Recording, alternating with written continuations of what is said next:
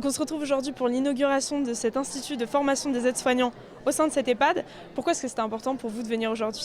Moi, c'est déjà une grande fierté d'être présente à cette inauguration. Et puis, c'est surtout une reconnaissance pour tous les acteurs qui ont monté cette formation. Je pense à la ville des Herbiers, je pense au lycée Jeanne Delannoue, je pense à la région des Pays de la Loire.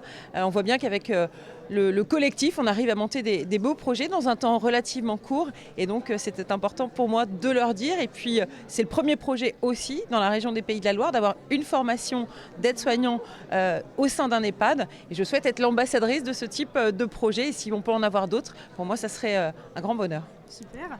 Vous avez échangé avec les jeunes qui vont faire partie de cette formation, qui ont déjà commencé leur année, avec des membres du personnel et avec des personnes âgées qui sont à l'EHPAD. Qu'est-ce que vous retenez de ces échanges ? Eh bien, écoutez, dans un contexte au niveau national un peu tendu, où on a plutôt de l'agressivité, de la tension, etc., je trouve ce lien intergénérationnel est très important, d'avoir des jeunes avec des personnes plus âgées. Les jeunes sont ravis parce qu'ils peuvent échanger. Et puis en termes d'expérience pour leur formation, je pense que c'est important d'être au cœur d'un EHPAD.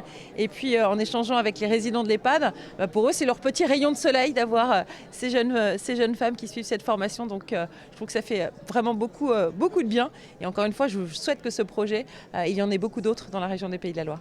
Très bien, innovant. Et puis du coup, ça va permettre d'impulser un petit peu plus de formation d'aides-soignants, parce qu'on sait qu'on est dans une phase un peu de manque d'aides-soignants. Est-ce que vous avez un message à faire passer justement à ce secteur d'activité ? Oui, c'est un secteur d'activité, que ce soit aide-soignant, infirmière, aide à domicile. Ce sont des métiers très en tension.